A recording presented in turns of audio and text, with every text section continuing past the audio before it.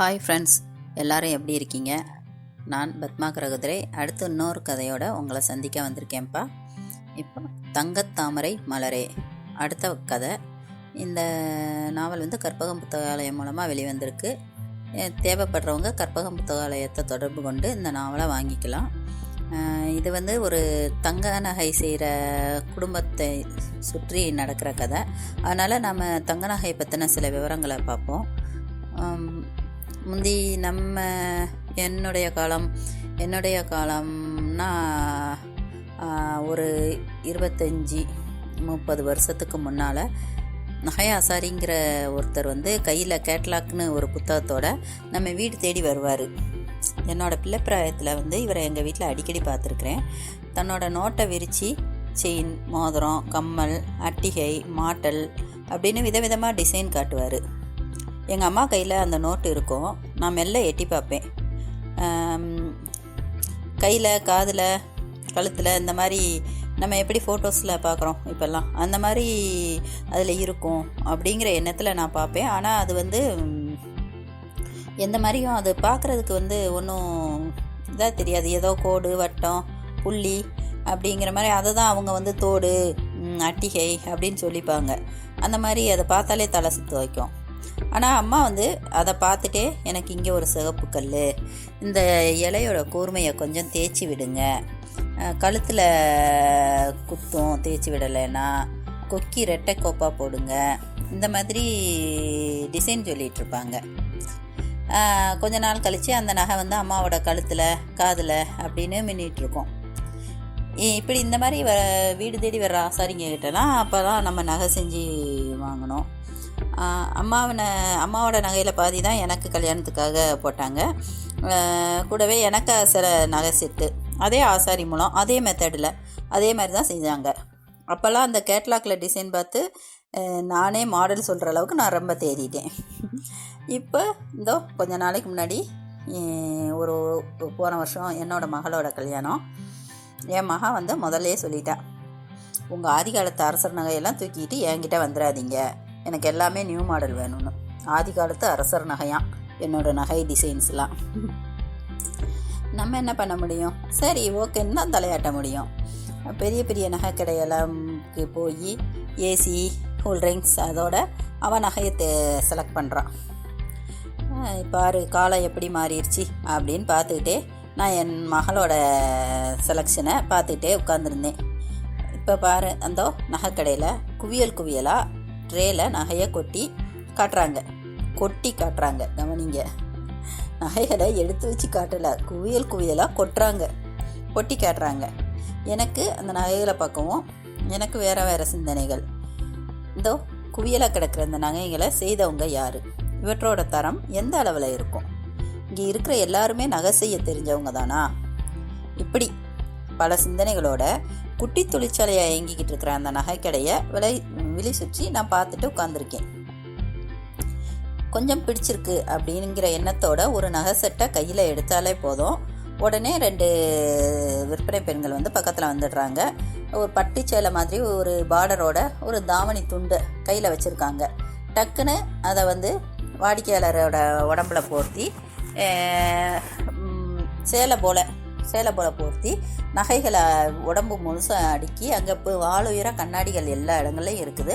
கண்ணாடி முன்னாடி கொண்டு நிறுத்துகிறாங்க. இப்போ நெக்லஸ் மட்டும் வாங்கணும் அப்படின்னு வந்தவங்கள காதுக்கு, கைக்கு எல்லாத்தையும் சேர்த்து மொத்தமாக வாங்க வச்சுருவாங்க. அந்தளவுக்கு அவங்களோட வியாபார பேச்சு சாதுரியமாக இருக்குது. இப்படி இந்த மாதிரி ஒரு நாகரிக கவர்ச்சியில் பழைய வெள்ளை வேட்டி சட்டையோட, அழுக்கு சந்தன சட்டையோட நம்ம வீட்டுக்கு வந்த நகை ஆசாரிங்க மறைஞ்சே போயிட்டாங்க. அப்புறம் நகைகளை பொறுத்த வரைக்கும் 1990 வரை நம்ம நாட்டில் தங்க நகை வரம்பு சட்டம் அமலில் இருந்திருக்கு. அப்போ ஒருத்தர் 100 கிராம் நகைக்கு மேலே கொண்டு செல்ல முடியாது. ஒரு இடத்துலேருந்து இன்னொரு இடத்துக்கு 100 கிராம் நகைக்கு மேலே கொண்டு போக முடியாது. ஆனால் இப்போ அந்த சட்டம் இல்லை நம்மகிட்ட.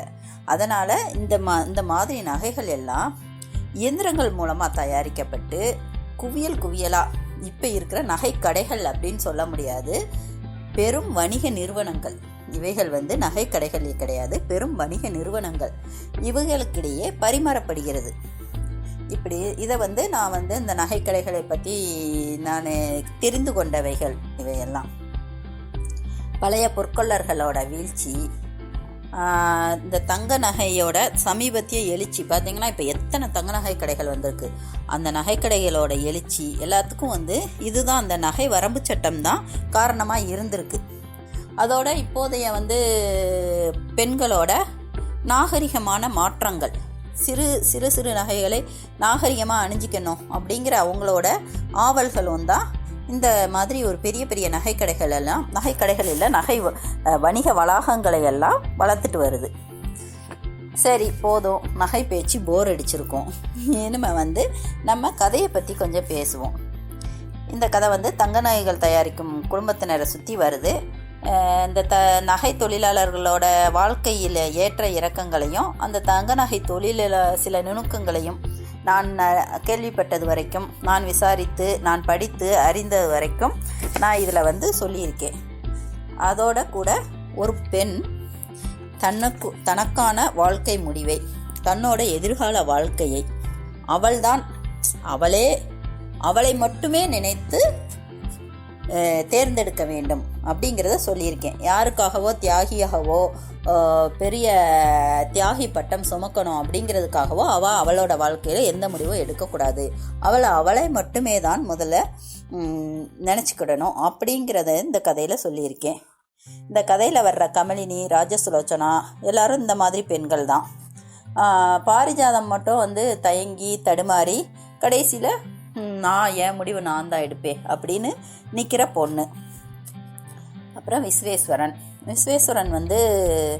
சம்பிரதாயம் மாறாத மாறமனமற்று தடுமாறும் சராசரியான ஆண்.